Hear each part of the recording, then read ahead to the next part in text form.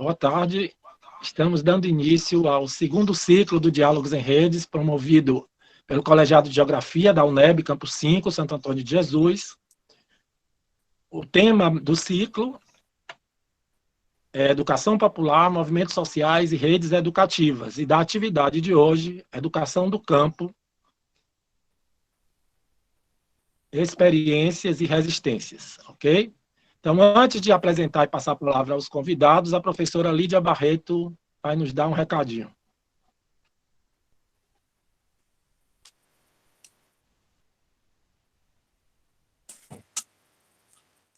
Aprenda o mais simples. Para aqueles cuja hora chegou, nunca é tarde demais. Aprenda o ABC. Não basta, mas aprenda. Não desanime. Comece. É preciso saber tudo. Você tem que assumir o comando. Aprenda, homem no asilo. Aprenda, homem na prisão. Aprenda, mulher na cozinha. Aprenda, ancião. Você tem que assumir o comando. Frequente a escola, você que não tem casa. Adquira conhecimento, você que sente frio.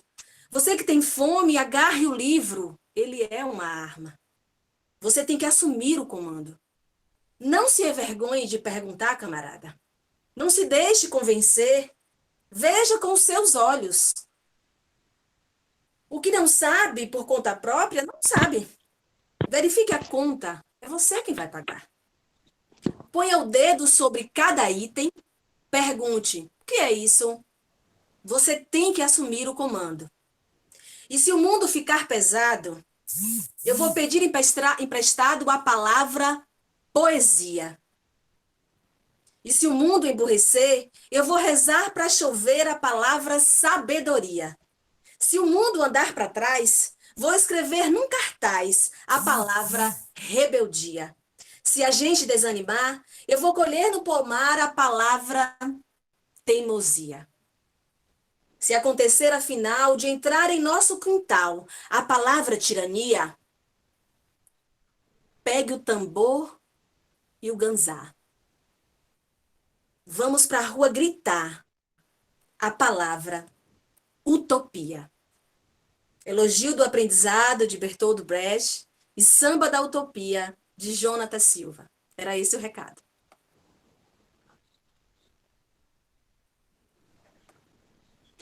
Obrigado, professora Lídia. Então, gente, foi uma brincadeirinha que a gente fez. Na verdade, o recado era esse, aliás, é um recado, né? Não foi brincadeirinha, não.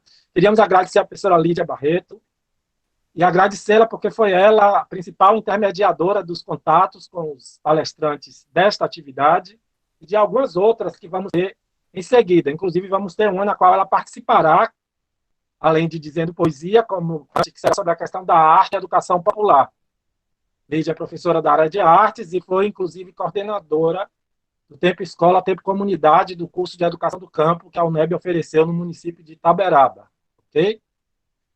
Então, na verdade, nós, né, parece que a gente teve Lídia que estava intermediando um pouco também. Eu mandei por e-mail o contato para o professor Abed, ele parece que ainda não chegou na sala. Né? Mas, de qualquer jeito, temos aqui a professora Jusilene, Maria Jusilene, e de Jacira Araújo também. Eu vou apresentar somente de forma bastante breve. Né? A gente são pessoas já de muita história, muita luta nos movimentos sociais, na educação popular, e na hora das falas, né, elas podem trazer outras experiências que estejam mais, vamos dizer assim, afins a esse tema de hoje, a essa discussão. Desde já agradecer a elas e a todos vocês que estão aqui presentes. Eu vejo uma série de ex-alunos e estudantes nossos também. Um abraço especial. Okay? Então, assim, a professora Maria Jusilene é doutora pela Universidade de Brasília, professora do campus de Conceição do Coité, na UNEB, professora também do programa de pós-graduação em Educação e Diversidade, e é membro do conselho do CAEC-DT, que é um órgão da Universidade do Estado da Bahia, sediado no município de Conceição do Coité, dedicado às questões da educação do campo. De Jacira Araújo, é membro do MST Nacional, coordenadora do setor Educação na Bahia, também professora da escola, né, Florestan Fernandes, também ligada ao MST. ok? Então, nós queríamos desde já agradecer. Júcia, eu acho que a gente pode fazer as honras da casa, já que você é da UNEB, e passar a palavra para a Djacira, pode ser? Sim, pode sim, Augusto, tranquilo. Boa tarde aí a todos e todas novamente. Pois Boa não, então, tarde, Djacira, pessoal. boa tarde. Boa tarde. E assim, peço desculpa que aqui a internet está caindo, oscilando, e o sinal ficou bastante fraco e caiu, então a gente se atropelou um pouquinho aqui. Vocês estão me ouvindo bem? Alô? Sim, Deja, bem. Então tá, então posso seguir, né? Ó, o debate, para primeiro agradecer o convite, né, e dizer assim da importância para nós dos movimentos do campo, desse debate nesse período, inclusive, que estamos retomando as atividades da jornada em defesa das universidades, o Jura, né? Também nesse momento de ofensiva muito grande sobre as lutas sociais do campo e sobre a própria educação em geral, tanto a educação do campo, toda essa ofensiva desse projeto que está desestruturando conquistas históricas do povo e das organizações de educadores e os movimentos sociais, as lutas dos trabalhadores pelo direito à educação. Como a temática que me foi falada para a gente um pouco historicizar, situar essa reflexão na participação dos movimentos e o debate sobre a educação do campo, primeiro gostaríamos de dizer que para nós, dos movimentos, a educação do campo, ela surge da nossa luta do povo camponês, do povo das populações do campo, desde indígena, quilombolas, ribeirinho, pelo direito à educação e a educação como um direito dos povos do campo, porque historicamente essas populações foram excluídas desse direito. A educação é parte de um direito humano fundamental, reconhecido do ponto de vista legal, o direito de todos à educação, mas as populações do campo foram excluídas do direito à educação. E não só excluídas, seus saberes, sua cultura foi desvalorizada, né, foi estigmatizada. Então, essa questão, a partir desse histórico da denúncia da negação aos povos do campo, inclusive ao direito de ser, de viver, morar, né? E a estigmação da cultura dos povos do campo, que surge esse debate do direito à educação e a educação como um direito. Então, nós vamos fazer esse primeiro momento a luta pelo acesso, né? Pelo acesso à educação. Até a década de 60, 70 ainda, em algumas regiões, como no caso a nossa, a região Nordeste, mais de 40% da população era analfabeta, e no campo não havia escola. Por outro lado, nesse período que está aí surgindo os movimentos, não havia ainda escola no campo, nossa base social era também de pessoas que não tiveram acesso à educação, e há que se questionar que a universalização da educação nunca foi interesse das elites nem do Estado brasileiro. O Estado brasileiro sempre negligenciou o direito das populações do campo à educação. E quando ela começa a acessar a escolarização, né, que aí a gente tem que diferenciar a escolarização de educação num sentido mais amplo, a escolarização foi através desses processos de escolarização bastante precarizado as condições de acesso no campo, né? Em níveis bem elementares, né? A ausência de estruturas que oferecesse uma melhor condição aos povos do campo a esse direito. E o debate se dava a partir de fora da cidade, visualizando o campo, né? E aí por isso que a gente diferencia a educação do campo do que foi a educação rural, né? A educação rural foi iniciativas, vamos dizer assim, insuficientes, com um olhar, né, externo, principalmente do mundo urbano, para esses territórios e para as populações rurais, e não no sentido de inclusão a todos, mas no sentido de dar uma formação básica, elementar de alfabetização, porque a maioria da população do campo era completamente analfabeta.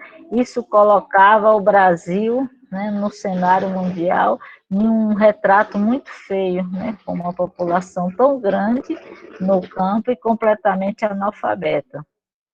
Então, nunca houve esse interesse, né? Por quê? Aí a gente tem que se perguntar por que o campo não foi visto como um espaço e as populações do campo como sujeitos de direito da educação.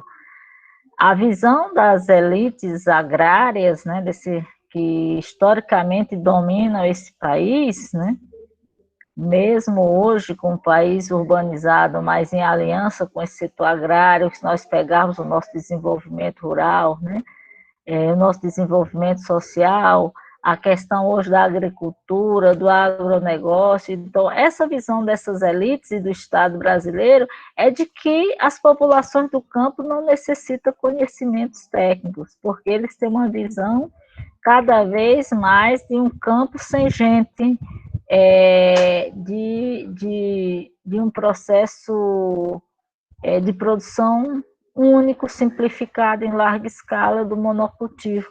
Então, para eles, não há lugar de conhecimento, né? O campo não condiz com população, o campo não condiz com o meio ambiente, o campo não condiz com a educação do campo, porque a visão é uma visão produtivista centrada nas grandes extensões de terra e no trabalho, a gente não pode dizer complexo, porque cada vez mais restringe também as diversidades de ofícios, de atividades e de capacidades no campo, em função de uma, duas culturas que se espalham em todo o território. Então, veja, essa perspectiva exclui essa visão de que no campo tem gente, que no campo tem indígena, que no campo tem comunidade, que no campo tem quilombola, que no campo tem juventude, que no campo tem criança, né?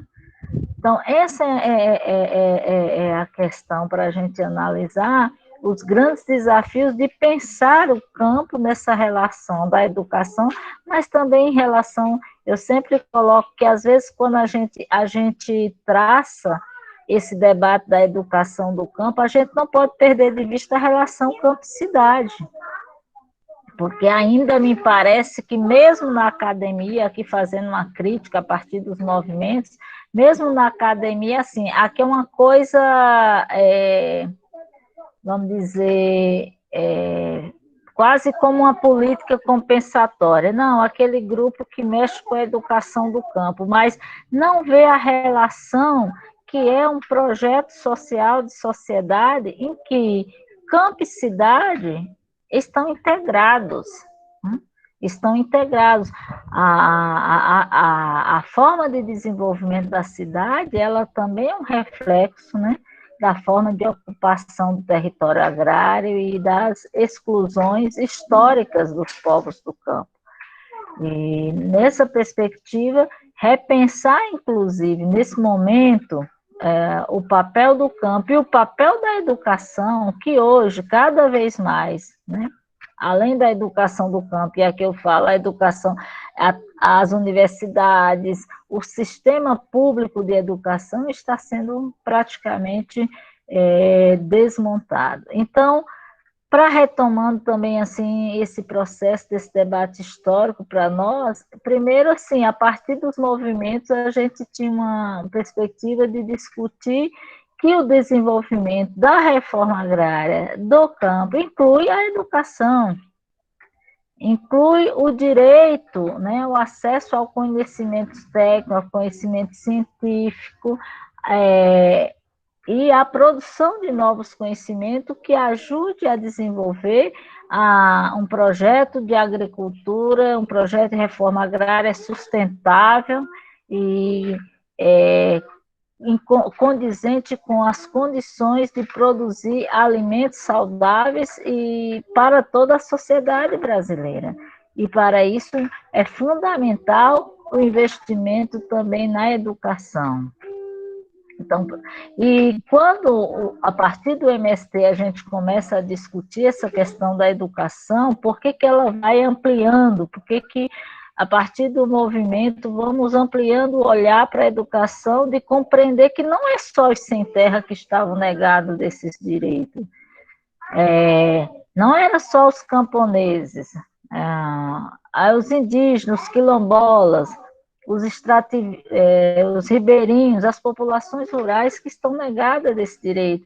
Então, isso significava olhar como estão situados os povos do campo nas políticas do Estado brasileiro, nas políticas educacionais, como nós estamos situados. Na verdade, nós estávamos invisibilizados, inclusive, né, nessa política educacional. Além de que tem o aspecto também da subjetividade, das culturas, dos preconceitos, né? Da desvalorização do conhecimento e da cultura camponesa, da cultura indígena, da cultura afrodescendente, né? Porque se nós olharmos a nossa trajetória, o Brasil é um país que se urbanizou rapidamente, mas da década de 60 para cá, né? Até antes, a grande maioria da população era rural. Então, como que a gente visualiza esse processo, essa mudança, esse processo crescente de urbanização e essa negação da cultura, das identidades e a exclusão de uma grande parcela da população do direito à educação? Por outro lado, também, a partir dos movimentos que a gente começa a olhar essa questão e a pensar que o debate era muito mais amplo, né? O debate requeria, a gente iniciou refletindo, inclusive, um sistema de educação nacional no Brasil. Isso é importante, né? Se pensar sobre isso, né? Que em determinado momento nós podíamos dizer que não tinha um sistema nacional de educação consolidado. A partir dos anos 90, do final aí da ditadura, nós avançamos muito, né? Enquanto projeto de luta política da classe, muitas conquistas, expansão do sistema de ensino, né? Inclusive alterando os dados aí de que, pelo menos nas séries iniciais, o campo foi incorporado às escolas, né? As últimas pesquisas do Penera mostraram que cerca de 99% das populações do campo tiveram acesso às séries iniciais, o que na década de 80 não existia ainda, né? E hoje a gente está sofrendo um retrocesso muito grande, né? Um retrocesso com o fechamento das escolas, com todas essas questões que vai implicar, né, uma volta, né, e uma ampliação dos níveis de analfabetismo no país, mas também que implica outras formas de exclusão cultural e educacional, principalmente com esse debate hoje da educação com mediação tecnológica, da informática, se os sujeitos do campo não têm acesso a esses instrumentos. Então, antes de pensar esse processo de educação remota, né, de educação com essa mediação digital, tem que pensar também como democratiza a tecnologia, né? E o acesso de qualidade, né? E como na nossa sociedade isso não tem sido possível. E do ponto de vista o outro aspecto da educação do campo, para além do direito, é que tipo de educação, né? Esse foi o segundo elemento do debate da educação do campo. Não era só uma questão de acesso, de quantidade, mas que qualidade da educação. E quando eu trouxe aqui que o que havia antes dos movimentos sociais era algumas iniciativas, mais pensando na questão da mão de obra, né, de uma qualificação, vamos dizer, não com a ideia de universalizar, mas de preparar algumas pessoas para a mão de obra, que se possibilitou algum acesso na escolarização, mas que não havia, né, um projeto de educação pensado para essas populações do campo, porque o Estado e nem o capitalismo no campo prescinde de formação e essa capacidade de universalizar um sistema de educação e de criar um sistema de educação nacional. E daí que para nós, assim, junto com isso, era o debate: que tipo de educação, que tipo de conhecimento, nessa compreensão que o projeto de educação do campo está relacionado com o projeto de agricultura, né, que o país desenvolve, está relacionado com o projeto de sociedade. E quando a gente coloca o projeto de agricultura, porque às vezes a gente faz essa reflexão: a reforma agrária é uma questão, em alguns espaços, algumas pessoas veem como um problema do sem terra, né? Na verdade, a questão da reforma agrária, para nós, ela é parte central de repensar o modelo de desenvolvimento de um país altamente agrário, de um potencial agrícola muito grande, e hoje, atravessando uma crise tremenda de geração de postos de trabalho, e que a reforma agrária é uma das perspectivas no país da gente construir uma autonomia maior e uma soberania desde a produção de alimentos, desde a criação de trabalhos, né? De postos de trabalho, de locais de vida com dignidade. Então, é nessa perspectiva que a gente vai debater a questão da qualidade da educação que nós queremos, né? Que educação seria isso? Então, não bastava só o acesso, é uma educação para formar que tipo de camponês, que tipo de trabalhador, que tipo de produção agrícola. E daí que vamos incorporando os elementos, né, do que é a proposta de uma educação que valorize a cultura camponesa, que se paute em uma matriz tecnológica sustentável, que tenha a agroecologia como a ciência, né, e também a ciência que, para se desenvolver, só pode ser feita a partir da organização também dos camponeses, né? Então, essas questões a gente foi incorporando no debate da nossa concepção: que tipo de relações com a natureza, que relações com a terra, que relações entre as pessoas.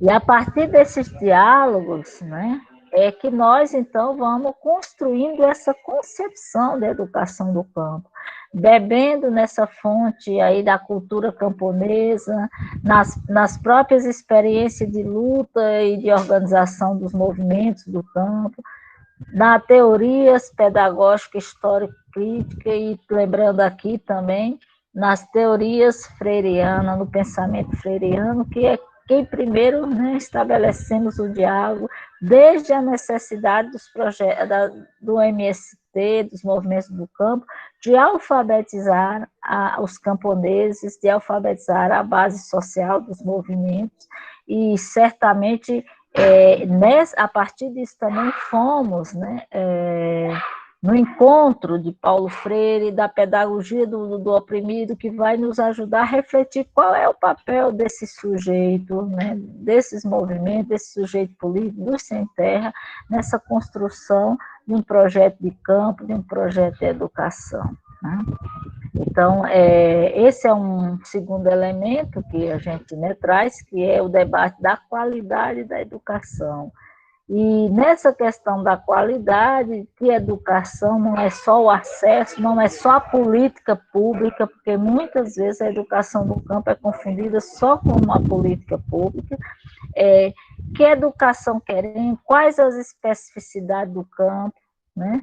Quais as especificidades na formação dos sujeitos, quem é o camponês que nós estamos falando, quem é o quilombola, quem é o indígena, quem é o sem terra, que relações nós estamos fortalecendo. Então, nesse sentido, que para nós esse grande avanço, que é também a educação do campo, de colocar, de expor o limite do próprio sistema nacional e do Plano Nacional de Educação no Brasil. Na década de 90, quando começamos as conferências nacionais por educação do campo, o Brasil tem um sistema próprio nacional de educação, né? Foram a partir dessas conferências que demos também muitos saltos, né?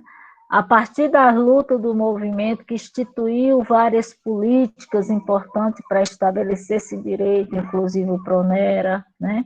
O Residência Agrária, muitos outros projetos que foram, né, implementados, certamente porque havia um movimento, o papel dos movimentos impulsionando o debate, a luta política, né, a luta nas ruas, a cobrança por esse acesso a essa educação, né?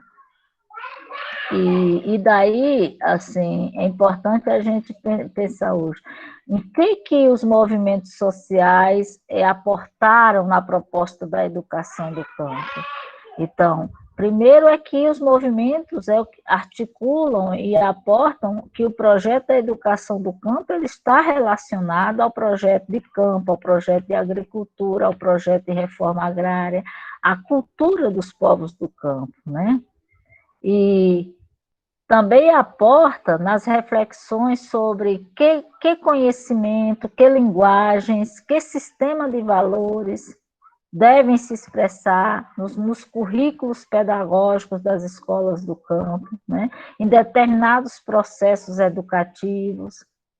A partir das intervenções dos movimentos e de um pensamento, de uma educação histórico-crítica, né, então também fomos questionando esse processo de formação dos trabalhadores que leva à desvalorização, à exclusão dos povos do campo e dos trabalhadores do campo.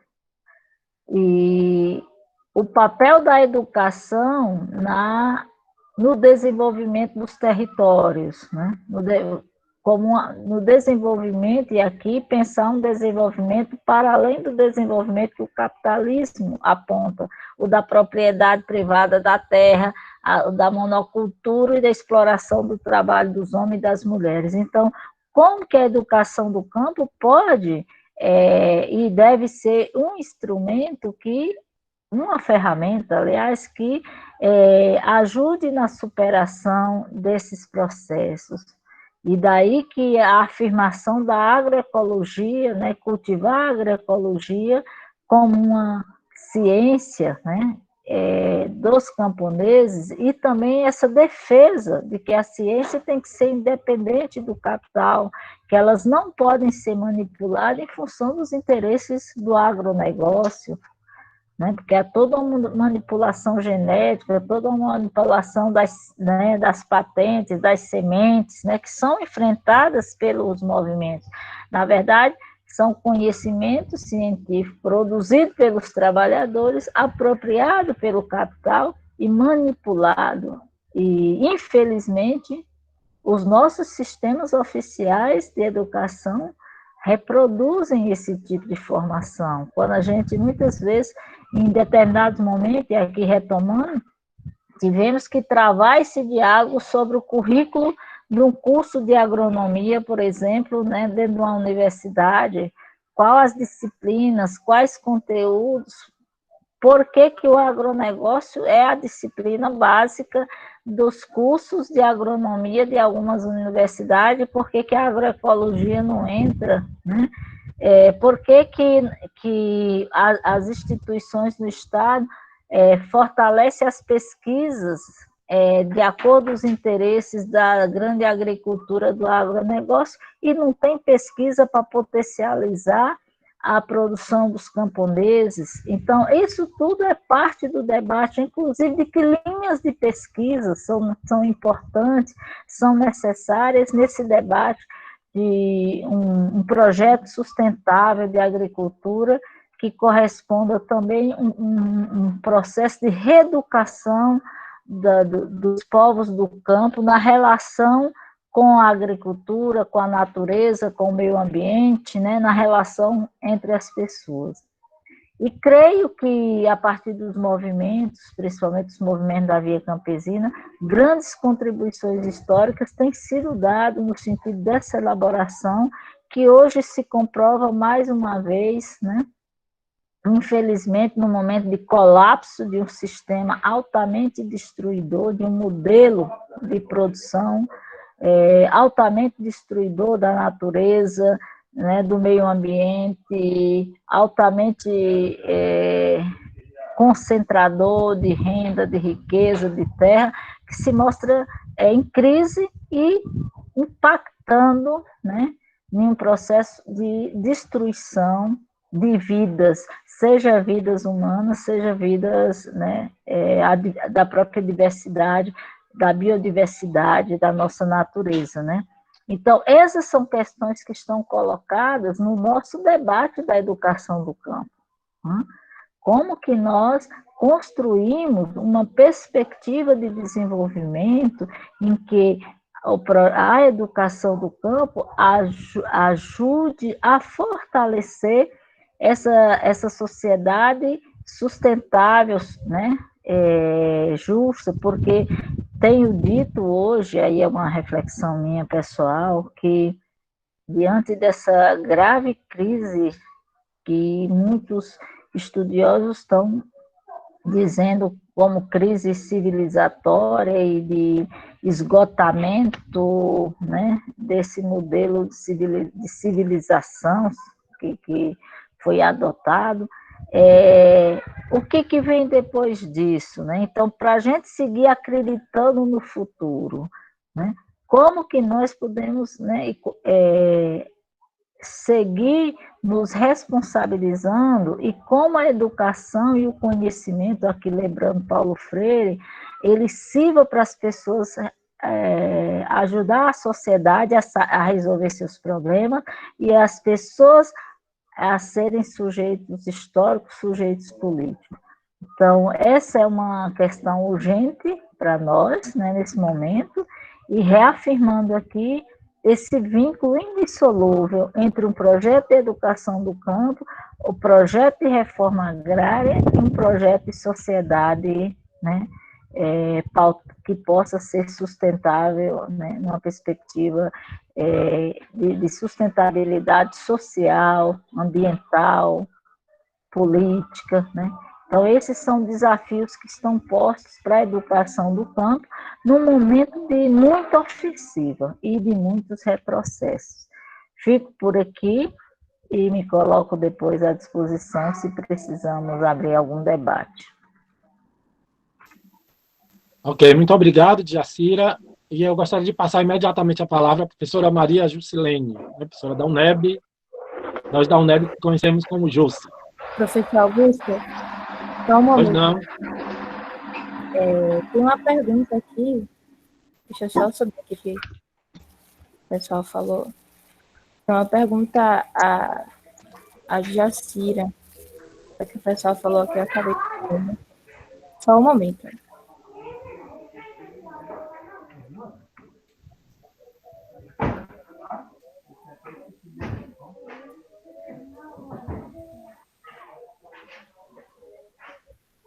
Pronto. Ivaneide, ela disse que tem dificuldade. Ah, tá, eu já vi, eu registrei.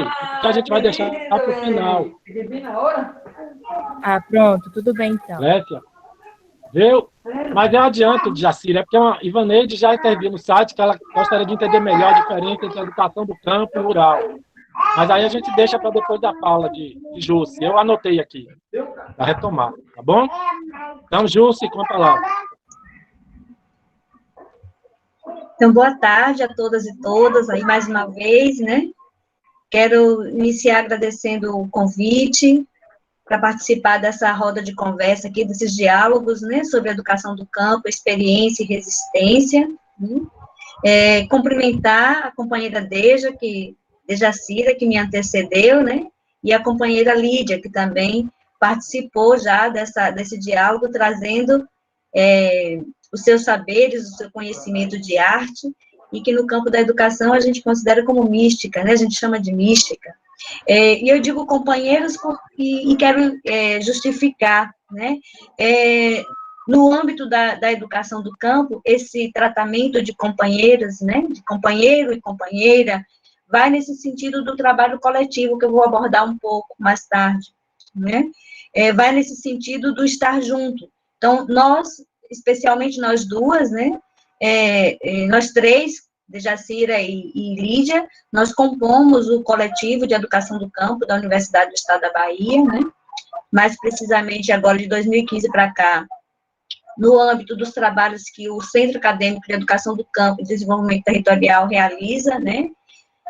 E o companheirismo é uma ação, né? E é um ajuntamento de pessoas que leva adiante os trabalhos que esse centro, né, que a gente chama a sigla KFDT, esse Centro Acadêmico de Educação do Campo e Desenvolvimento Territorial, se propõe a realizar, né, está realizando desde 2015. Embora a discussão da educação do campo na UNEB seja bastante anterior a isso, né, desde os fins dos anos 90, que a UNEB trabalha nessa perspectiva de articular ensino, pesquisa e extensão com o que nós chamamos de educação do campo. Então, cumprimentar essas companheiras, né, saudar também Augusto, também colega de trabalho de longas datas aí no campo do estágio, no campo de projetos da formação de professores. E saudar também a todos e todos presentes nessa sala, né, aqui dialogando, e acredito que teremos um debate bem bacana, né, com essa temática. Dejacira fez, já, né, me antecedendo também, fez uma explanação muito pertinente, analítica, acerca das concepções e projetos da educação do campo, né, os princípios, a relação da educação do campo com os movimentos sociais, né. Então, a minha fala vai nesse sentido também, de se alinhar às discussões que ela já trouxe, as reflexões que ela já trouxe, falando mais explicitamente do âmbito da universidade, que é o lugar que eu atuo, que realizo ensino, pesquisa e extensão, né, voltado para o debate da educação do campo. Então, nesse sentido, toda a minha fala se junta, né, a dela, explicitando essas relações do ponto de vista interno da universidade. E a minha fala vai no sentido de tratar também um pouco das concepções e princípios da educação do campo, e também de trazer algumas experiências que a UNEB venha realizando ao longo de todos esses anos, né, na tentativa de dialogar com os movimentos sociais do campo, na tentativa de implementar o projeto de educação do campo protagonizado pelos movimentos sociais, pelas trabalhadoras e trabalhadores camponeses organizados, né, nos movimentos sociais do campo. E nesse sentido, eu quero trazer já de antemão, considerando que nós estamos num evento, né, intitulado Ciclos de Diálogo sobre Educação Popular, Movimentos Sociais e redes educativas, né, pautando aí questões específicas da educação do campo, e como Augusto também nos situou, né, a intenção desse ciclo de diálogo, a finalidade de subsidiar proposições, avanço nas proposições da educação do campo, das atividades de ensino, pesquisa e extensão no âmbito dos cursos na universidade, em particular no curso de geografia, né, de licenciatura em geografia, do departamento de departamento 5 de Santo Antônio de Jesus, né.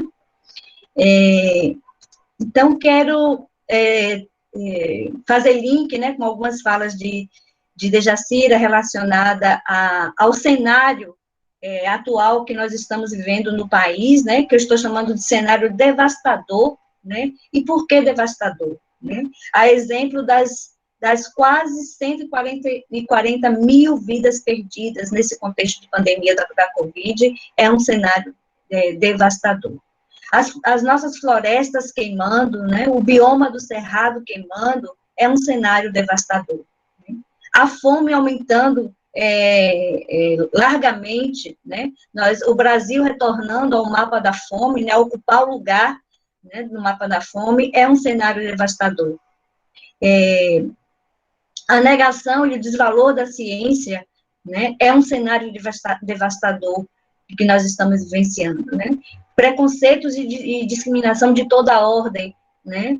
Sobretudo em comunidades camponesas, comunidades tradicionais, comunidades quilombolas, né? O preconceito e a discriminação se faz presente na medida em que educação, que é o nosso debate aqui, chega a ser privilégio, né, de alguns, em detrimento do acesso, em detrimento de acesso e permanência à escola e a determinados níveis de ensino, como é o ensino superior.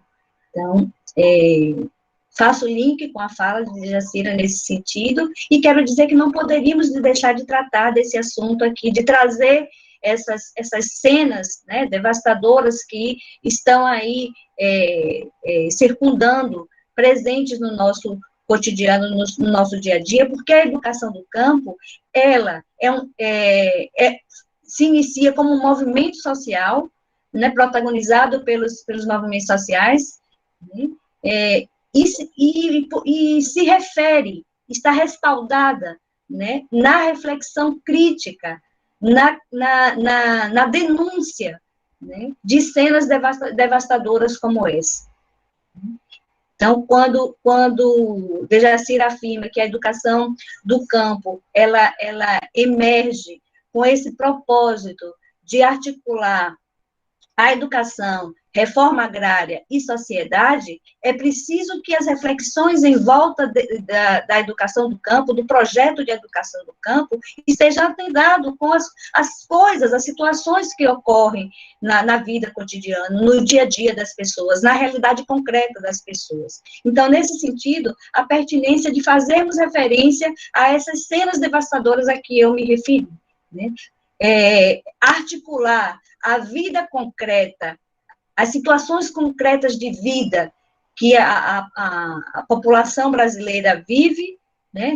Fazer referência a isso é estar fazendo âncora ao projeto de educação do campo, porque o projeto de educação do campo, ele tem como pano de fundo essa prerrogativa da denúncia, essa prerrogativa de disputa de um outro lugar para a educação, que não a educação que nega a diversidade, que nega a realidade social para se conter numa bolha, para se conter a conteúdos, a conhecimentos priorizados, né, sob uma lógica dominante, em detrimento dos saberes construídos no dia a dia, em detrimento dos valores culturais que é o que o nosso povo tem, né? Sobretudo a população camponesa. Aí nos referindo a povos e comunidades tradicionais também, né, Então, quando a gente se refere à educação do campo, a gente está se referindo não só ao agricultor, a quem mora ao campo, né, entendido aí como a roça, como a terra, mas também os povos tradicionais, comunidades tradicionais, ribeirinhas, comunidades de fundo e fecho de pastos, geraizeiros,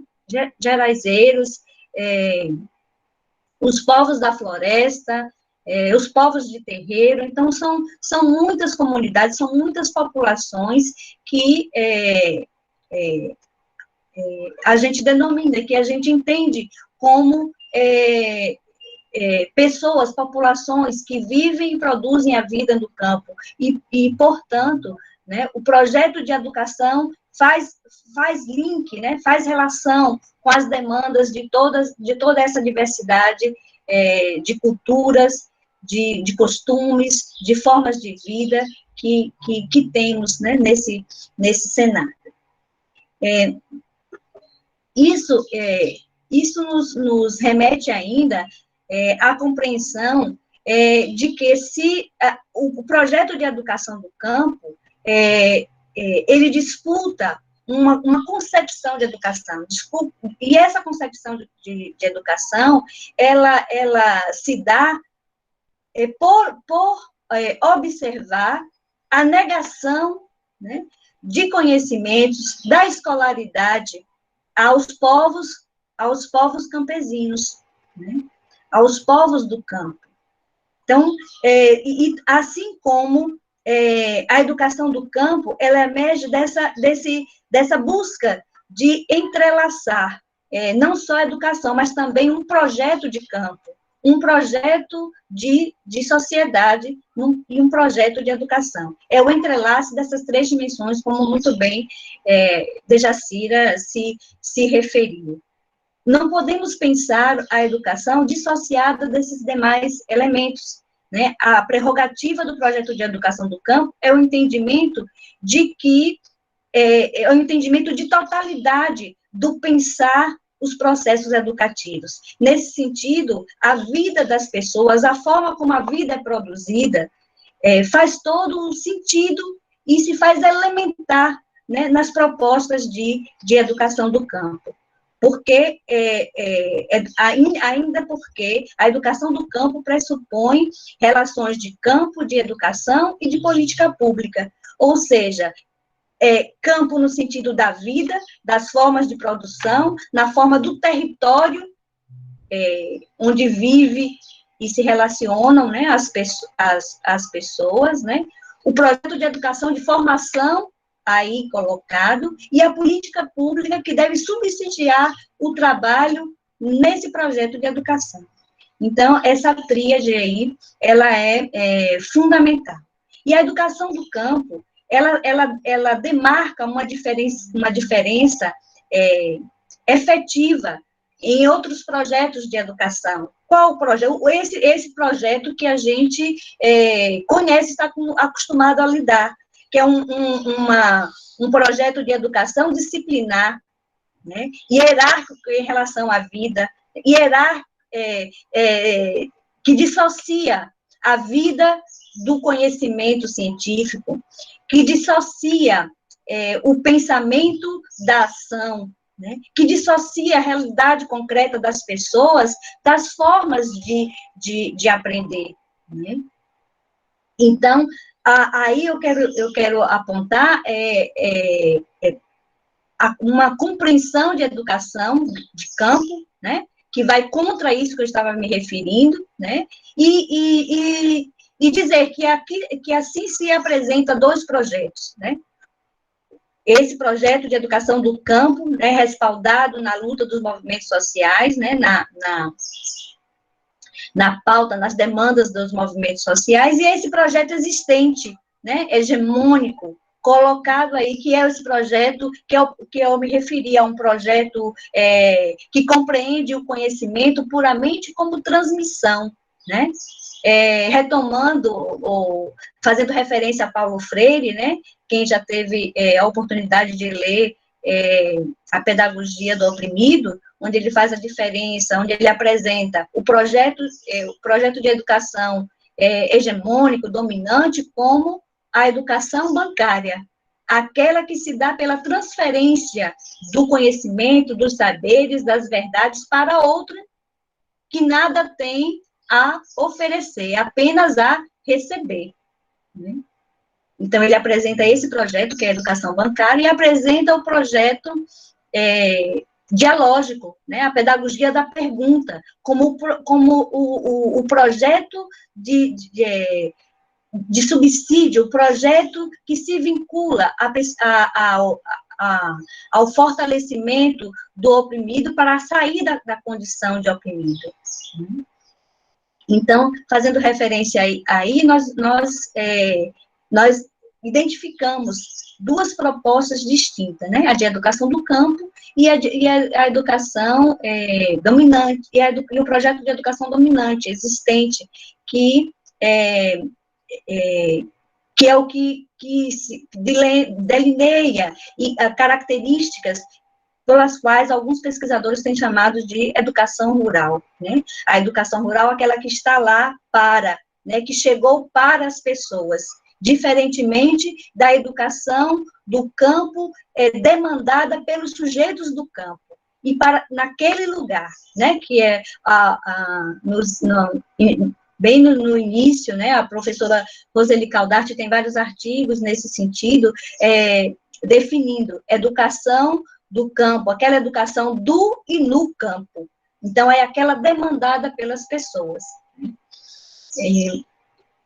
Diferente da existente, que, inclusive, ainda hoje, né, muitos dos currículos nas escolas do campo que ainda existem, né, muitos são uma reprodução dos currículos que se encontram na cidade.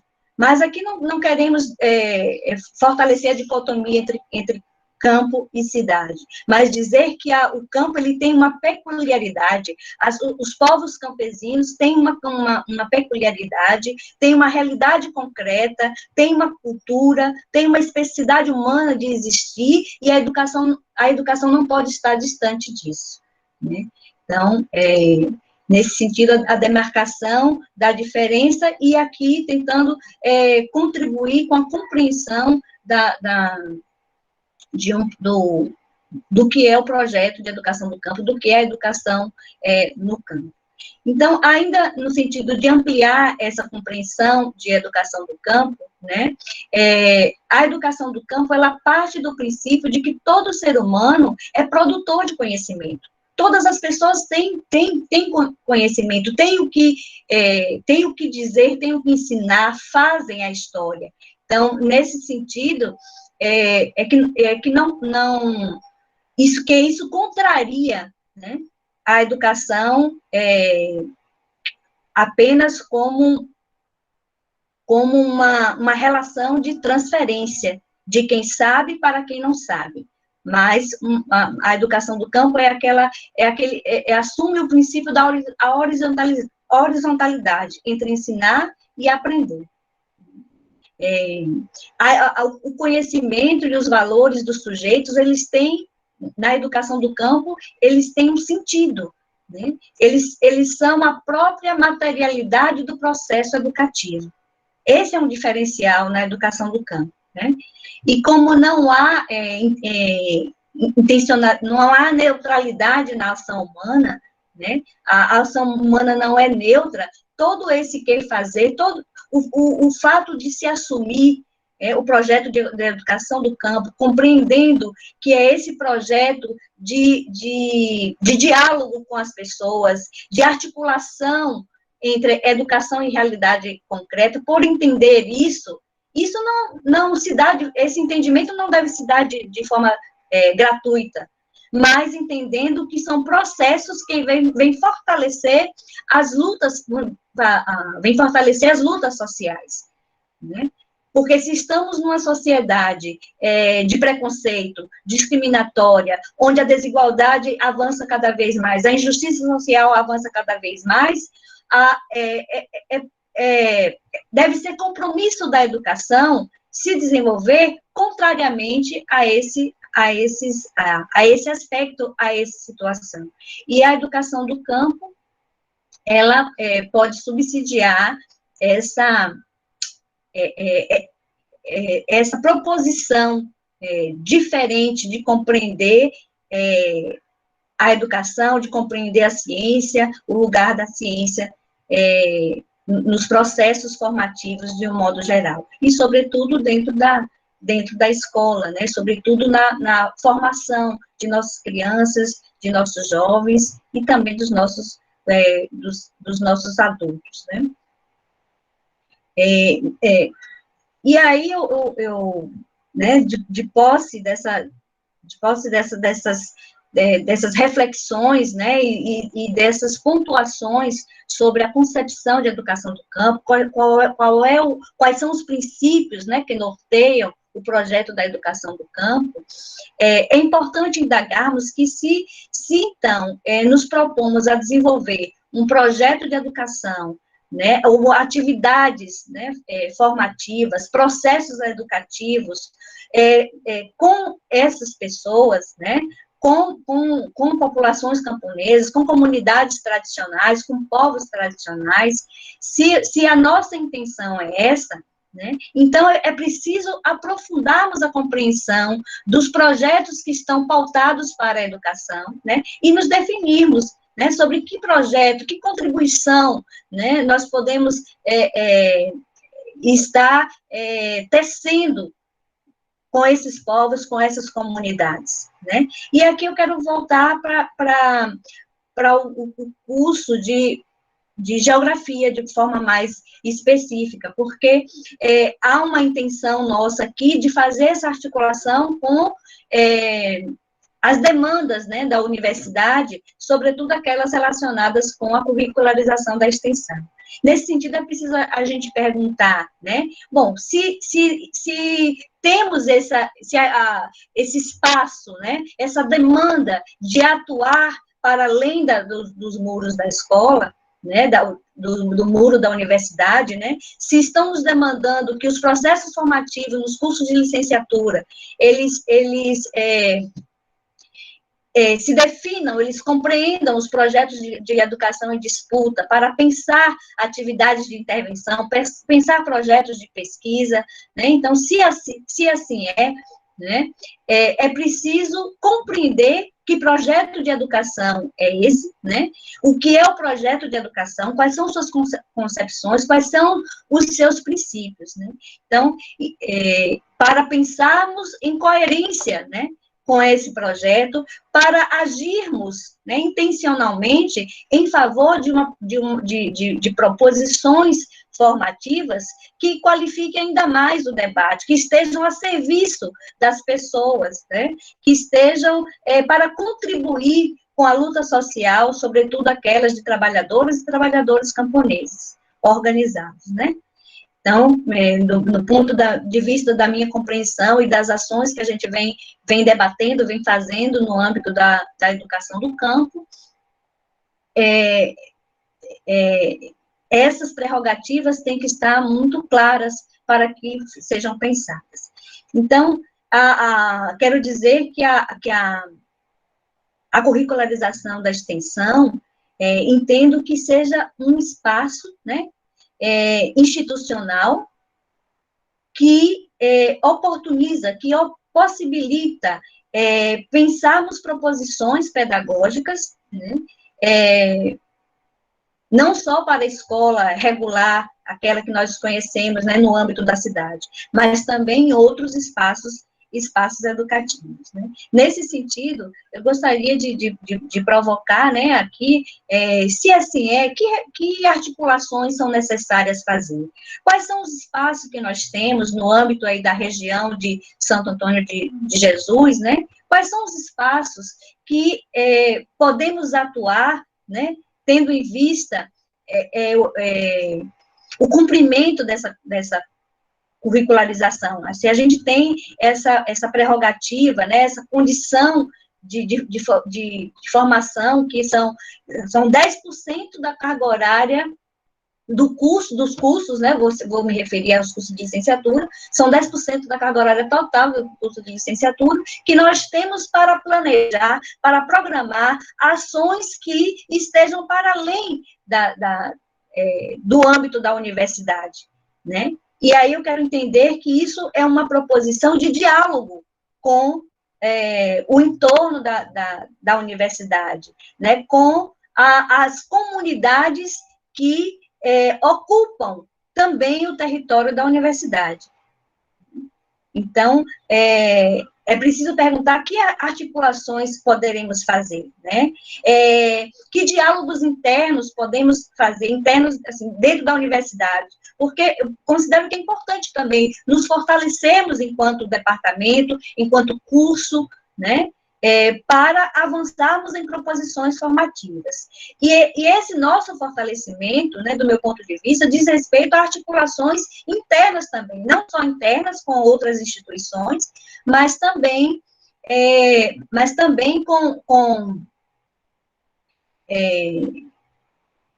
conosco mesmos, né? E aí eu quero citar dois exemplos, duas instituições que a gente pode ter esse diálogo, que vem fazendo trabalho nessa linha da educação do campo, que é o Centro Acadêmico de Educação do Campo e Desenvolvimento Territorial, CAECDT, que fica em Conceição do Coité, né? E o CEPIT, né, que é o centro que desenvolve, que trabalha efetivamente com as questões indígenas, né, que está inteiramente relacionada à licenciatura intercultural indígena. Então, são duas unidades da universidade em que a gente pode dialogar e se fortalecer no sentido de avançar com proposições formativas significativas e articuladas, né, com os movimentos sociais com os povos, né, camponeses, de um modo geral. Né? Então, isso requer, para o que eu estou chamando a atenção desse fortalecimento, né, dessa articulação interna e externa, é importante ainda estarmos nos perguntando para quem, a quem as proposições formativas estão sendo elaboradas, né? Quem ensina nessa proposição? Quem aprende nessa proposição que está sendo pensada? Quer seja no âmbito da extensão e quer seja no âmbito da pesquisa. E ainda a última pergunta, para quê? Então, são 4 questões que são indissociáveis, que devem pressupor a elaboração de qualquer perspectiva formativa. Né? E nesse sentido, na medida que temos essas questões como prerrogativas, se faz indispensável que o diálogo ocorra, né? O diálogo com as pessoas, desde a preparação de propostas formativas, né? De proposições formativas, desde a sua elaboração, o diálogo é pertinente, necessário, é elementar, né? Porque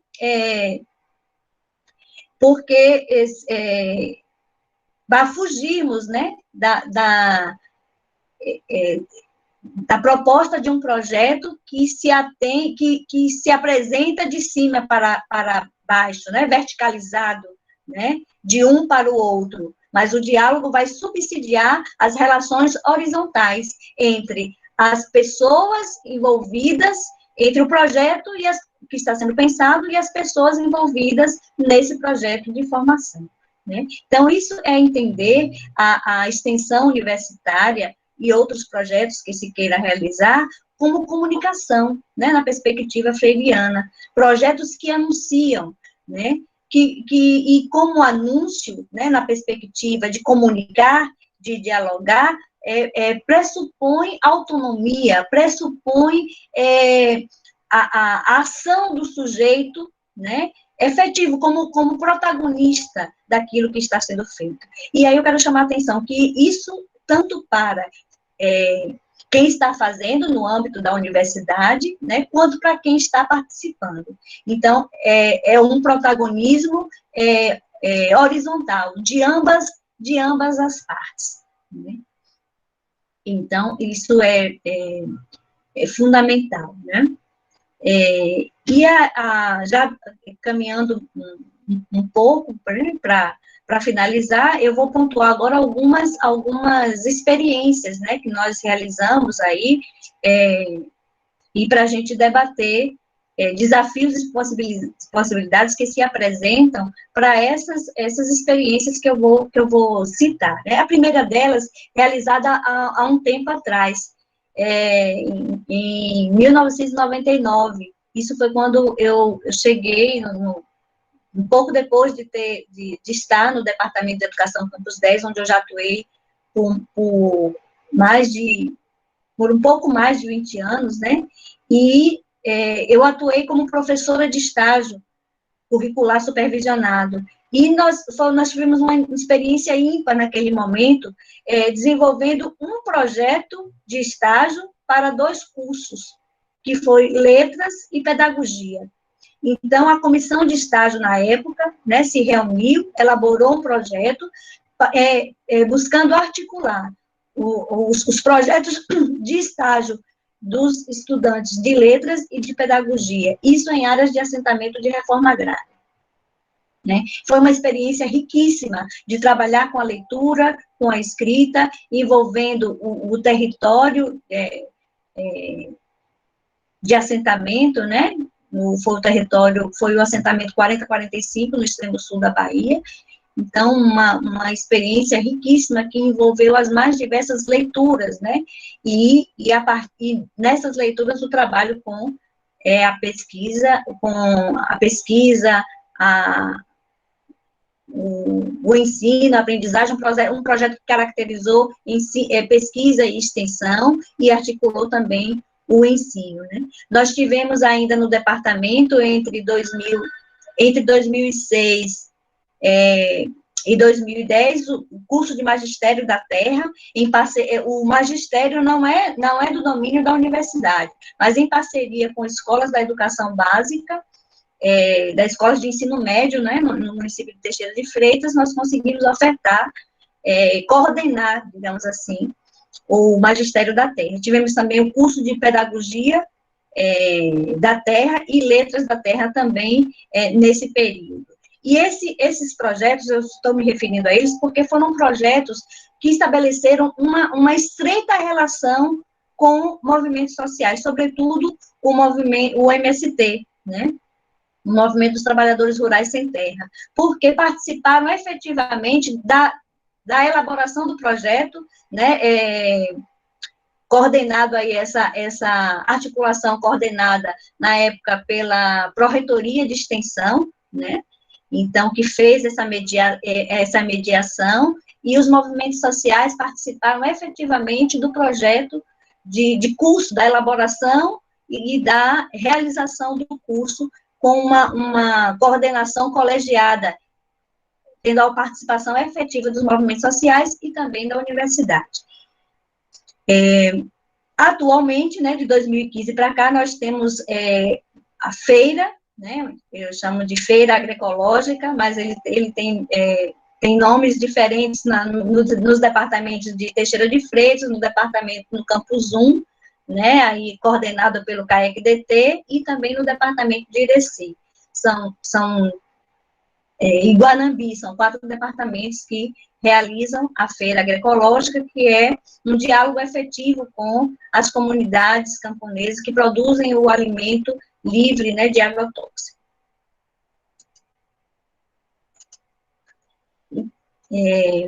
Também nós temos atualmente, além da feira, a Jornada Universitária em Defesa da Reforma Agrária, que desde a Cira já fez menção também. É um projeto que articula movimentos sociais, os cursos de graduação, os cursos de pós-graduação e outras instituições também nesse debate aí sobre, pautando o debate da reforma agrária e as articulações com o projeto de educação e com o projeto de sociedade. E eu vou, para concluir, dizer que é um trabalho rico do ponto de vista tanto dos desafios quanto das possibilidades, né? E eu quero por fim, tratar dos desafios e possibilidades para desenvolver projetos dessa natureza, para realizar articulações da natureza que eu me referi, quero colocar desafios e possibilidades como um movimento dialético. Então, as ações, elas tanto compreendem desafios como compreendem possibilidade. Eu quero citar a curricularização da extensão. Eu penso que é um desafio para se implementar no âmbito dos cursos, e é também a possibilidade concreta de estarmos avançando no trabalho propositivo e dialógico com os movimentos sociais, realizando processos formativos das mais diversas naturezas. A pesquisa é um outro elemento também, que é desafio e que é possibilidade para materializar o diálogo e proposições formativas com os movimentos sociais. A articulação com as unidades da UNEB, né, a exemplo dos centros que eu citei, a exemplo de outros departamentos, né, que a gente pode estar dialogando com os projetos de pesquisa existentes, com projetos de extensões existentes. Então, é um desafio dialogar, porque o trabalho, as condições materiais nem sempre são favoráveis para que isso ocorra, né, ao mesmo tempo que é a possibilidade existente para poder avançarmos cada vez mais em trabalhos dessa natureza. E, por fim, o trabalho coletivo, né? O trabalho coletivo e o coletivo de trabalho. Também é um terceiro, o quarto elemento que eu estou colocando aí no movimento do desafio e possibilidades para desenvolvimento de projetos no diálogo com movimentos sociais e nas proposições da educação do campo. O trabalho coletivo, porque é fundamental que esse coletivo, né, que o trabalho seja feito a várias mãos, né? Então, o trabalho coletivo nesse sentido da compreensão da sua finalidade, né, do que vai ser feito e a participação efetiva das pessoas. Então, o trabalho coletivo nesse sentido, e o coletivo de trabalho é a gente se juntar às várias instâncias, aos vários segmentos, tanto internos como externos, para que o trabalho ocorra da melhor forma possível, né? Então, com isso eu termino minha fala, me colocando aí para o debate, né, e questões que se façam necessárias. Obrigada, finalizo. Ok, me escutam? Sim. Escuta, Jussi? Ok. Sim, Gente, eu queria agradecer bastante a Jacira e a professora Juscelene, Jussi, né, por reflexões tão inspiradoras aí sobre essas questões da educação do campo. De imediato, assim, eu queria dizer aos participantes que tivemos 2 perguntas no chat, e eu vou fazer também, né, 2 comentários que se transformam em perguntas também para elas 2. Normalmente, a gente usa a questão de fazer a pergunta no chat para possibilitar que a gente sistematize e contemple mais pessoas. Mas, como temos 2 somente, nessa primeira rodada eu já vou dizer, após essa primeira rodada, quem quiser, então, e quiser fazer por áudio e vídeo, tudo bem, ok? Então, desde já agradecer, assim, pelas reflexões. A gente, como da área de geografia, tem que fazer uma meia-culpa, que eu acho que de Jacira trabalhou muito bem isso no começo, né? A própria Jussi também, essa própria discussão de que campo estamos falando, de que projeto de campo estamos falando, e o ensino de geografia tem muito a se renovar, né, porque ele foi um dos colaboradores para uma visão dicotômica e estigmatizadora do campo. Eu lembro que um dos últimos estágios no ensino médio que eu acompanhei foi na escola urbana de Santo Antônio, e a gente sempre dialogava com a direção, que contrapartida a gente podia dar, e ela disse que queria uma pesquisa do perfil dos estudantes da escola, era um ensino médio à noite, porque ela tinha muitos alunos do campo, da zona rural, e que sofriam muita discriminação na escola, né, por conta dessas questões. Então, esse é um aspecto, né? O outro, eu acho que Jussi também trouxe muito bem em relação aos objetivos, né, as finalidades que a gente está promovendo nesses encontros, né, essa necessidade, primeiro, de um diálogo horizontalizado, né, com os parceiros, desde pensar o projeto, a gente sair daquele lugar de que a universidade é quem sabe, né, o que precisa ser feito, mas desde o momento de começar a pensar os projetos de extensão, eles devem ser feitos no diálogo com os movimentos sociais, com as escolas, enfim. E traz também essa necessidade das nossas articulações internas. Então, nesse sentido, né, os meus comentários eu faço logo e trago as duas perguntas. Os meus são os seguintes, assim, mais voltado para a Djacira. Eu sei que você atua na área da educação do MST na Bahia. Quais são as frentes de atuação do setor educacional do MST na Bahia? Assim, quais são escolas que vocês coordenam diretamente? Quais são outras que vocês têm em parceria? Em que regiões? Eu gostaria de saber um pouco mais sobre isso, Djacira. E, Jússi, assim, você falou do CAIC-DT, né, que é o Centro Acadêmico de Educação do Campo e Desenvolvimento Territorial da UNEB. O que eu tenho acompanhado no site de pessoas que conhecem, eu sei que vocês estão envolvidos na elaboração de cursos mesmo, de agroecologia, de graduação, especializações, etc.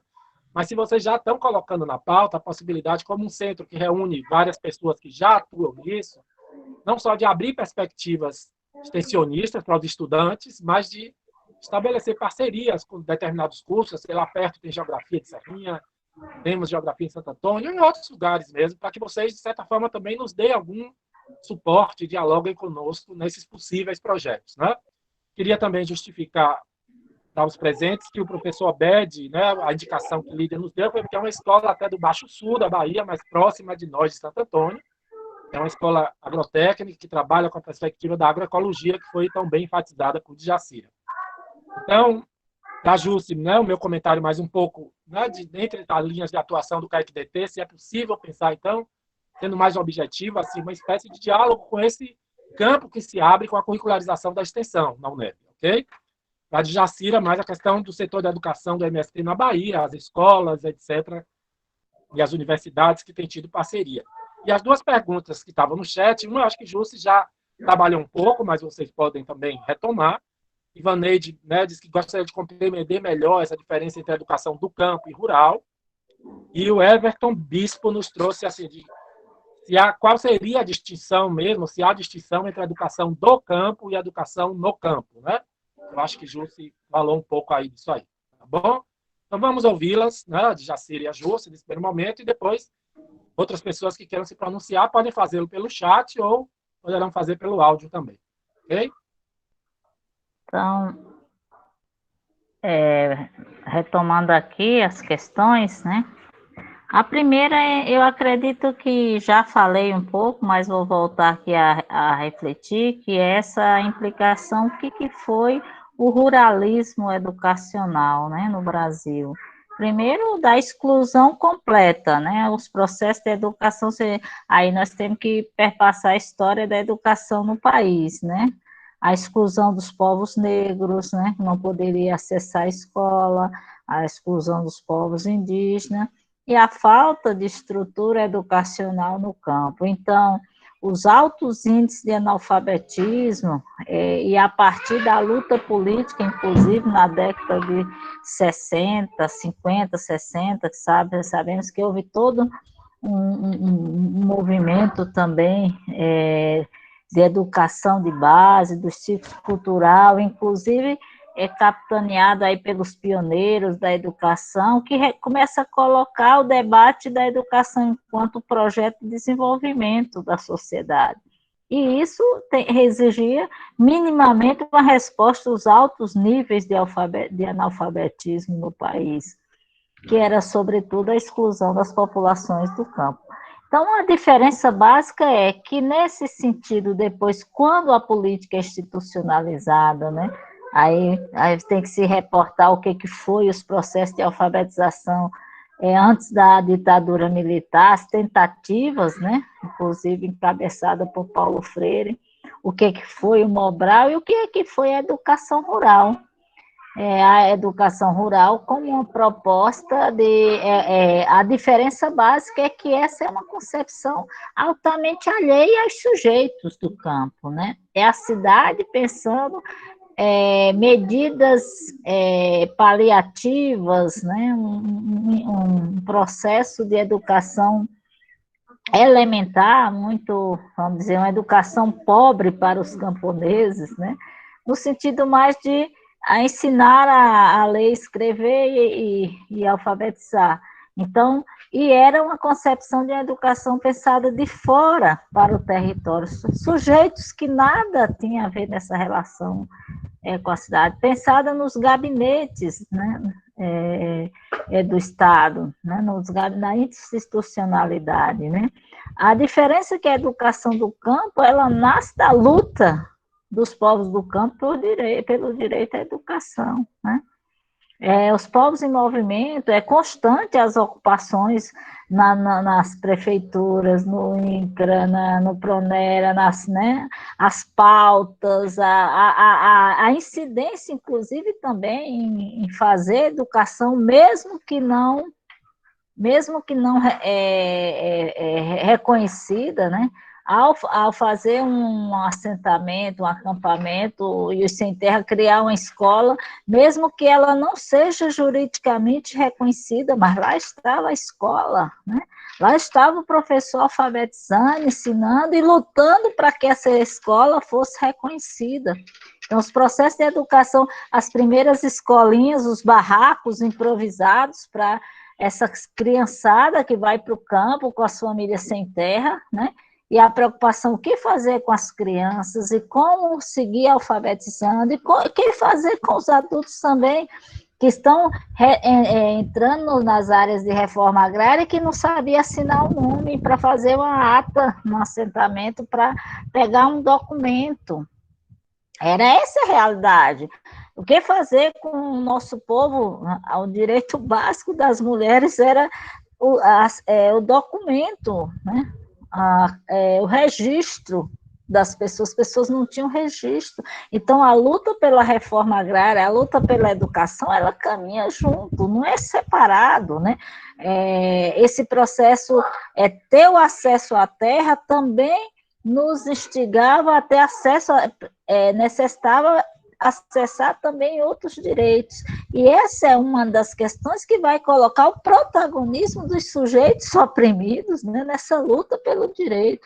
A resistência no campo é o que propicia o desenvolvimento da escola, do conhecimento e de uma série de outros direitos, né, saúde, né, que os povos do campo vão aportando nessa luta política. Então, entender, mas a diferença básica é os próprios sujeitos pensando o seu direito e demandando o seu direito e elaborando sobre que educação queremos.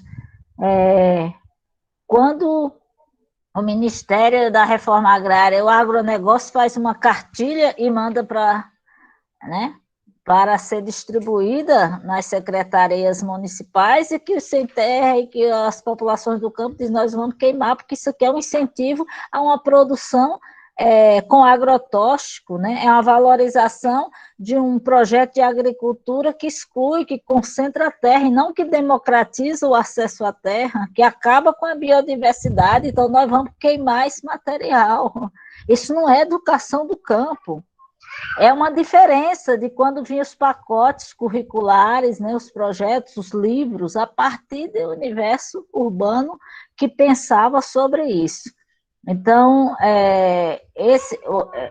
a educação do campo também surge questionando essa educação rural, né, que era bem elementar, e que o professor tinha que ser tudo, né, porque as condições era muito incipiente de trabalho, e para nós é um direito tanto a valorização do profissional rural, do campo, o profissional, o educador do campo, tanto quanto da cidade.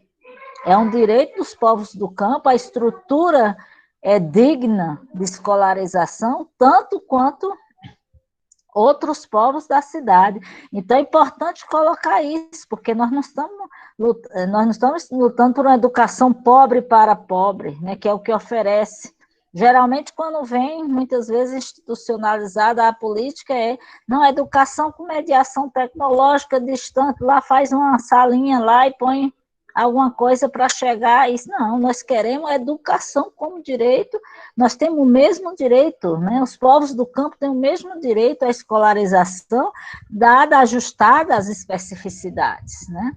Então, esta visão que Às vezes, ou é romântica do campo, ou é às vezes do campo, coitadinho, ou do campo, ou do povo do campo, que porque é índio, porque é sem terra, porque é camponês, tem que ter algo mais rebaixado. Não, não. Nós, através dos movimentos, nós temos que construir, inclusive, escolas, né, de referência, tanto na educação infantil como na agroecologia. Então, respondendo também a segunda pergunta, primeira coisa que o movimento, a gente tem duas formas de lutar pela educação. Primeiro, compreendendo a educação como esse processo mais amplo de formação, né? Não só como escolarização. Mas uma das questões é que, para nós, é fundamental a defesa da educação pública de qualidade e gratuita para todos. Essa é uma questão. Portanto, toda escola que tem dentro do assentamento do movimento é escola nossa, que nós, se nós não temos ainda, né, se temos contradições com os municípios que não fazem a leitura do sujeito diferenciado, nós vamos ter que fazer esse debate. Não dá para a Secretaria de Educação dos municípios não incorporar o debate da educação do campo. Nós temos dito, inclusive, que como que nós podemos pensar um currículo no campo que não tem agroecologia? Né? Como que as secretarias, né, as autoridades educacionais, não sei que campo eles pensam quando não se valoriza a agroecologia? Então, esse é um debate que a gente vai ter que fazer. Então, toda escola de assentamento que é dos movimentos, para nós são escolas nossas, a escola do povo, a escola conquistada, né?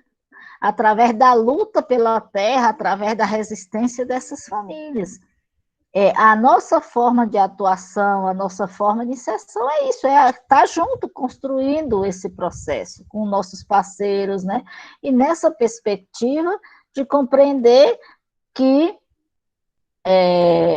a forma de construir um processo de educação em que tenha a participação da comunidade, em que tenha a valorização do conhecimento local, a memória histórica, né? Então, essas são questões importantes, que os movimentos já demandaram e já construíram várias políticas que hoje está sendo, inclusive, retirada. Alguém está lembrando aqui a questão das relações étnico-raciais, né, do povo brasileiro, olhar isso para o campo, né? Como que nós trabalhamos esses elementos, né?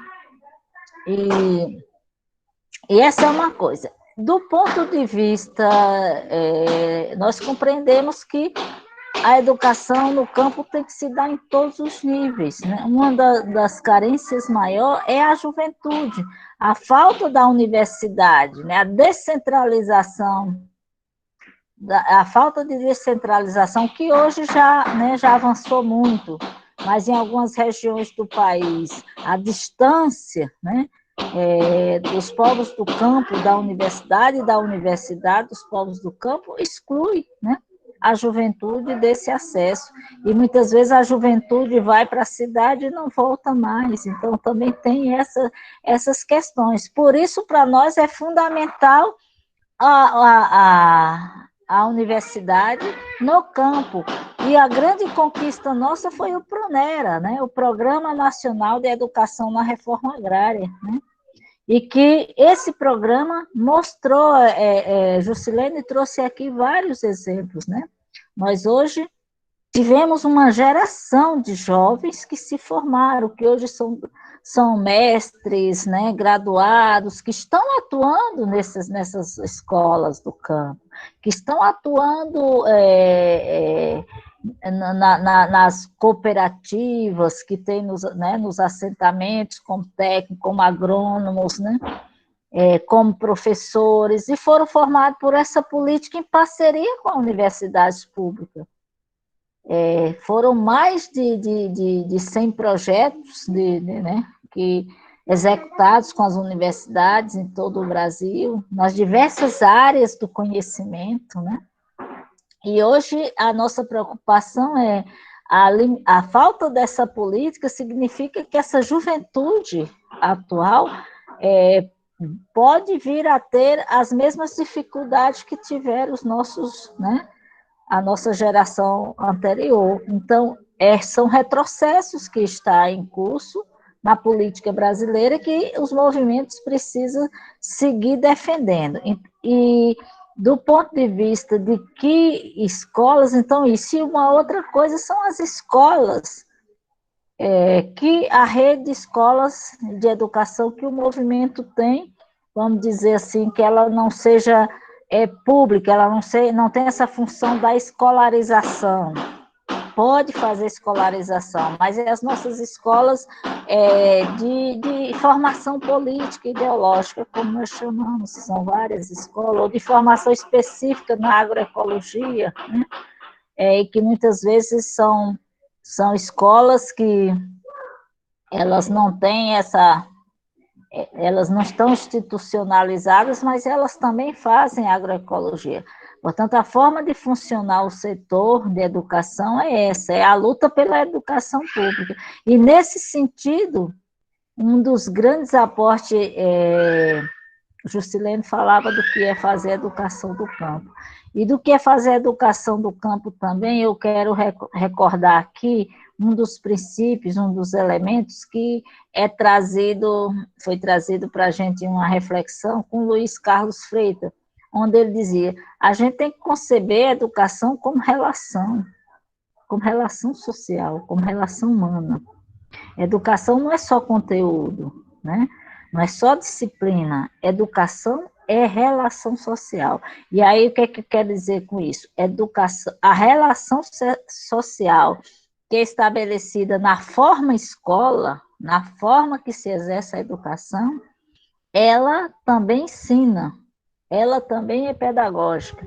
Por que que para os movimentos é fundamental o jeito da organicidade da escola?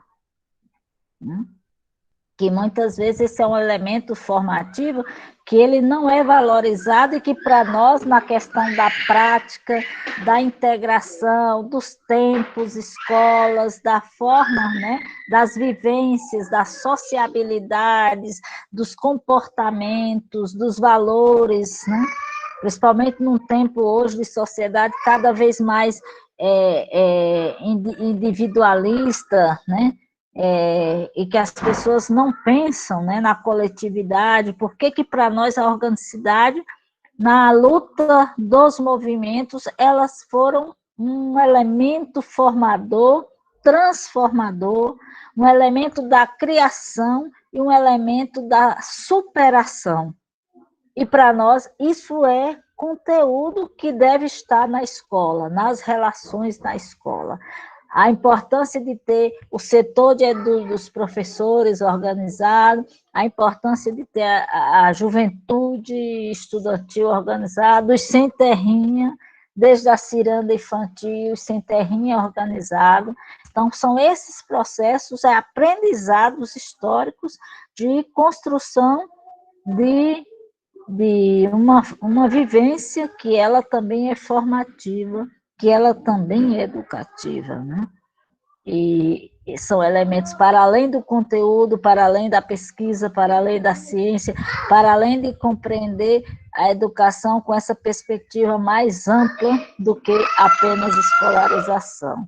Então, são esses elementos, e assim, dizer que as conquistas, quando a gente traduz isso também enquanto políticas públicas, né? O papel que as universidades, somos defensores das universidades públicas, né?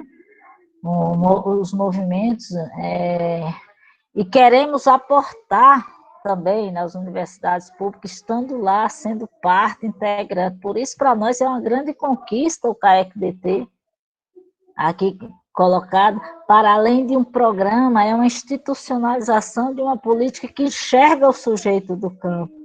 É um espaço que o sujeito do campo é percebido nas suas particularidades também, mas sem segmentar, né? Sem segregar, né? Então, como que nós ajudamos a avançar nessa perspectiva? Mas para nós é importante ter o CAEC-DT, mas seria importante que todos os cursos das universidades tivesse a educação do campo, né? Que dentro da medicina tivesse a educação do campo, para que nós aprendemos mais também manusear a medicina preventiva, curativa, a partir, né, dos ensinamentos dos nossos povos, né? Então, por que os cursos de medicina não traduzem isso também enquanto conhecimento? Só passa a ser conhecimento quando uma empresa farmacêutica se apropria das fórmulas elaboradas pelos povos indígenas, pelos camponeses, e passa a produzir em escala para comercialização. Aí passa a ser conhecimento. Então, essas questões que a gente precisa também ir refletindo, né? Então, essa perspectiva, né, da educação do povo brasileiro. E esse povo com essa cara, esse povo, esse Brasil que é tão diverso, né, que tem uma grande população urbana, que tem uma grande população rural e que hoje, inclusive, a gente precisa repensar mais essa relação. Eu tenho dito, e aí para encerrar, só chamando a atenção, que essa pandemia revelou a insustentabilidade do modelo de urbanização que nós criamos também, né? Na relação com o meio ambiente, o que fortalece ainda muito mais repensar essa interação campo-cidade. E agradecer, né, de antemão já, né, a gente também agradecer esses parceiros. E quero dizer que também isso foi fruto da luta política da classe trabalhadora e de uma certa sensibilidade, os avanços que tivemos dentro também dos espaços públicos, né? Porque se não tivesse isso, talvez, se fosse na atual gestão aí que a gente tem hoje, nós não teríamos tido os avanços que a gente teve. Então é importante situar isso. No Proner, a gente dizia que era o tripé, movimentos sociais, universidades e as instituições públicas, o INCRA, né, como o órgão responsável pela reforma agrária, que ajudou a materializar essas conquistas, né?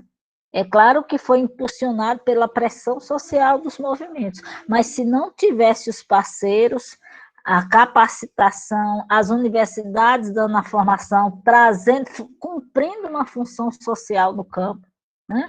Trazendo conhecimento acadêmico para os povos do campo.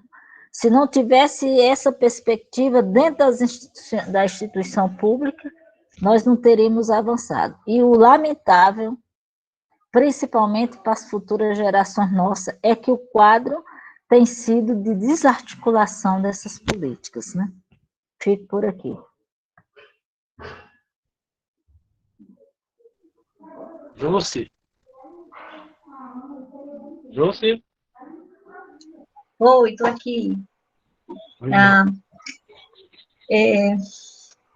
Muito assim, muito emocionada com a fala de Jacira, né, porque trazendo esses elementos, recuperando esses elementos tão importantes da nossa trajetória, eu me sinto implicada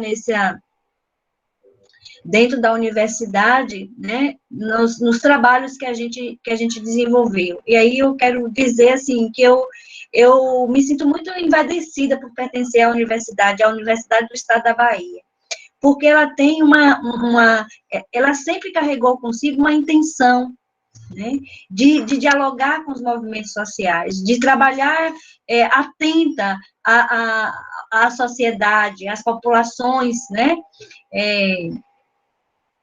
as populações camponesas. Então, e isso eu considero muito importante, esse título, né, que ela explana a busca da universidade, da UNEB, em prol de se tornar cada vez mais, se consolidar como uma universidade popular, né, inclusiva, né, e eu penso que muitas coisas a gente precisa resolver internamente, mas muitas coisas têm feito, né, a exemplo dos vários projetos do vínculo com o Pronera, como o Dejacira citou, e dos vários projetos que realizamos a partir daí. E o Centro Acadêmico de Educação do Campo é uma ação concreta dessa intenção da universidade, dessa busca por por esse perfil, por essa característica, por essa identidade de popular e inclusiva, né? Então, um dos objetivos do CAEC-DT, que consta no seu projeto, é articular ações de ensino, pesquisa e extensão nos diversos campos da UNEB, visando a criação, manutenção e constante atualização de bancos de dados da educação do campo, né? Estipular a produção de conhecimento, né? Congregar professores, pesquisadores, extensionistas, estudantes, monitores, técnicos administrativos, né, pertencentes às diversas áreas do conhecimento, interessados na temática e processos educativos dos povos do campo. Então, esses 3 objetivos a que eu me referi são objetivos que evidenciam um propósito, uma linha de trabalho que privilegia e busca cada vez mais articulação, né? Da universidade, né, e seus campi, com também os povos do campo.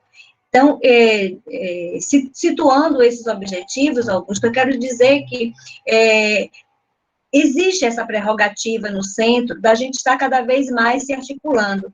Atualmente, a gente está com o curso de bacharelado em agroecologia aprovado no Consul.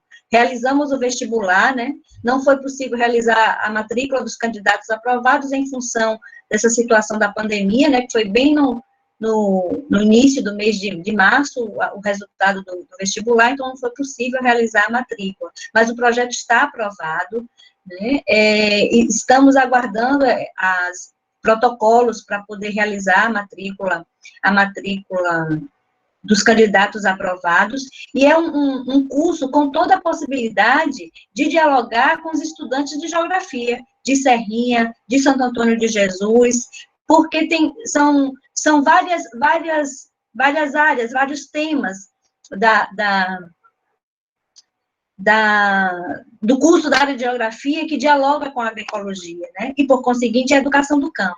Aí me refiro, aí acompanho as reflexões que a Djacira faz da inter-relação, né, ou da indissociabilidade do debate da educação do campo com a agroecologia. E essas 2 áreas, elas circulam e se entrelaçam perfeitamente com a geografia, né? A exemplo da área da geografia agrária, que é uma temática, né, uma sub-área aí, posta com bastante elementos para fortalecer as pesquisas, as extensões e as ações, de um modo geral, tendo em vista o fortalecimento da educação do campo e da agroecologia nos processos formativos dos vários profissionais, né, de áreas, tanto no âmbito da educação, como de áreas agrárias também, e de outras áreas. Então, eu quero dizer que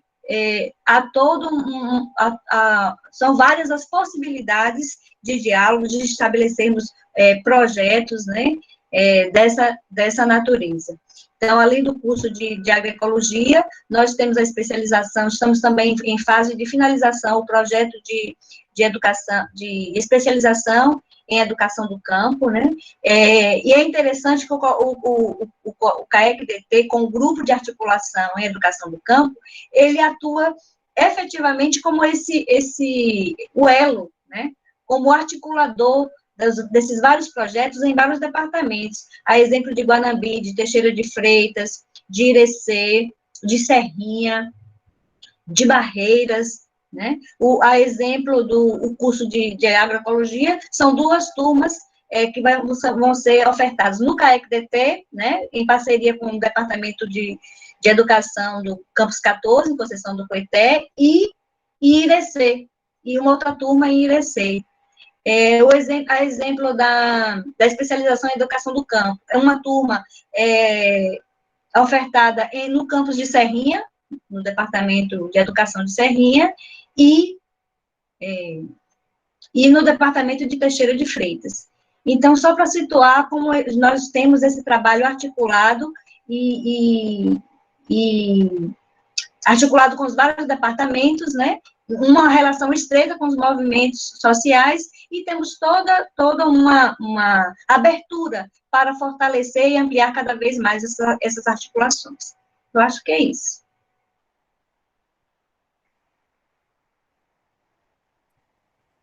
Ok, obrigado, Júcia, obrigado, Dejacira. Bom, eu gostaria de... Não houve mais nenhuma outra pergunta no chat. Se alguém quer fazer alguma intervenção pelo áudio ou vídeo.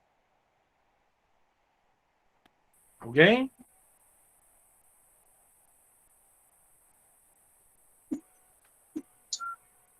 Bom, se alguém mexeu aí, não. Ok? Alguém ainda gostaria de fazer alguma pergunta, algum comentário aí? Bom, então, antes de encerrar, eu gostaria de falar a palavra-chave para a emissão do certificado. A monitora deverá postar lá no grupo do WhatsApp onde vocês se inscreveram o link para vocês irem lá para o formulário onde vão colocar a palavra-chave. A palavra-chave é a sigla deste movimento aí que, né, inclusive, implicou na gente colocar resistência aí no título do tema de hoje. A palavra-chave é MST. Para vocês colocarem lá o formulário para emissão do certificado, ok? Então, a palavra eu vou colocar aí no chat depois e a monitora da atividade deverá colocar o link para vocês acessarem o formulário para o certificado. Então, nesse momento, vou colocar no grupo a palavra-chave também, antes de fechar, ok? Eu gostaria de agradecer profundamente as colaborações, aí, as intervenções, as falas da professora Jusilene, Jussi e de Dejacira. Dizer que assim que a gente conseguir atravessar esse momento mais desafiador da pandemia, porque desafios temos muitos outros nesse momento, né? A nossa casa, o Campo 5, está, né, aberta para vocês e nós certamente vamos querer continuar essa conversa para além dos meios virtuais, né? Que também é uma boa possibilidade, né, em vários momentos, né, para encurtar nossas distâncias, mas também é interessante que nos encontremos pessoalmente, seja no CAIC-DT, no departamento de Coité, nas escolas, né, no MST, enfim. Nós vamos certamente resistir e avançar, como diz a companheira Lídia ali, a quem também eu quero agradecer pelo papel muito importante que teve, não somente na atividade de hoje, mas, né, a gente, ela, apesar de não ser, como ela disse, do nosso colegiado, ela foi a pessoa com quem eu dialoguei, onde surgiu a ideia e depois coloquei para os meus pares, e eles acataram essa ideia também, ok? Então, gostaria de agradecer muito a Dejacira, a Jussi. Não sei se vocês querem ainda dar alguma palavra, ou já fizeram as palavras finais, né? E dizer que vamos de frente e continuar esse diálogo que foi muito rico para a gente. E ficamos devendo, né, um outro momento para conhecermos, nós também estamos muito curiosos para conhecer a experiência da Escola Agroecológica, né, Luana Carvalho, que fica no Baixo Sul, mas a professora Lídia já tinha me informado que tanto Jussi, quanto Dejacira, quanto o professor Obed, além, né, de estudiosos e ocupando posições aí ligadas à educação do campo, em locais diferentes, o professor Obed, além de professor, é também um militante. Segundo o Lídia, ele teve que viajar lá para o sul da Bahia, onde as tensões, né, estão, né, bastante acirradas. Vocês há poucas, né, semanas, né, devem ter acompanhado a questão da Força Nacional, etc. Ele deve ter tido algum problema aí de comunicação e a gente fica devendo essa oportunidade para vocês e para nós também, que estamos muito curiosos em conhecer essa experiência, inclusive pela proximidade maior do nosso campus em Santo Antônio de Jesus. Bom, então, muito obrigado. Jussi e Dejacira, se ainda quiserem dar um adeus final, está franqueada a palavra. Augusto, eu penso que conhecer essas experiências, né, como as escolas que você se referiu, as escolas famílias agrícolas é uma outra possibilidade também, porque desenvolve um trabalho com a pedagogia da alternância. A pedagogia da alternância é uma pedagogia com muitos elementos que possibilitam essa articulação do conhecimento científico com o conhecimento popular, né? Então, eu penso que é uma experiência rica para a formação de professores, né? Sobretudo de professores, no sentido de se apropriar de outras experiências, de elementos que não são comuns nos livros, nas literaturas que nós temos, né? eu quero acompanhar aí a proposição de Dejacira, quando ela fala assim, todos os cursos deveriam ter educação do campo. Então, isso foi uma conquista inicial do curso de pedagogia, mas que é é uma possibilidade importante para outras áreas de formação dentro da universidade, pela riqueza de elementos que o componente, né, a educação do campo, que o debate da educação do campo, de um modo geral, ele aporta a formação de profissionais da educação e profissionais de outras áreas também. Então, nesse sentido, eu considero muito pertinente e penso que não tem nada passado da hora, que nós temos aí tempo, vamos nos organizar, dialogar, para poder outras rodas, né, de conversas que possamos agregar mais elementos e aprofundar esse debate e discutir possibilidades, discutir os desafios existentes, que não são poucos, para materializar um trabalho articulado e pautando, sobretudo, propostas pedagógicas no âmbito da educação do campo e da agroecologia. Então, eu quero, a partir dessa consideração, agradecer muitíssimo o trabalho, né, o convite e o trabalho realizado aqui, né, a roda de conversa, né, o diálogo é sempre muito formativo, a gente sempre se fortalece, né, se esperança com conversas tão significativas, tão consistentes, tão esclarecedoras como as que foram colocadas aqui. Então, muito obrigada pela participação, pelo convite, né, e por estar participando nesse momento aqui, tentando contribuir com os objetivos do grupo, da organização do evento. Então, um abraço a todos e todas, e até novas oportunidades. E viva Paulo Freire aí no ladinho. Viva, viva! A pedagogia do oprimido. Pronto. Dejaceira está aí ainda? No final, ela fez uma fala de agradecimento, eu não sei se ela... já tinha agradecido, foi.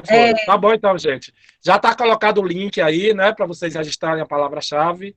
E muito obrigado mais uma vez a todos e aguardamos vocês na próxima semana, quando a professora Gisele já colocou aí, vamos tratar da questão das relações étnico-raciais na formação dos professores e como também podemos ter aí um campo, né, para trabalharmos atividades e ações de extensão. Ok? Muito obrigado a todos e até a próxima. Até a próxima.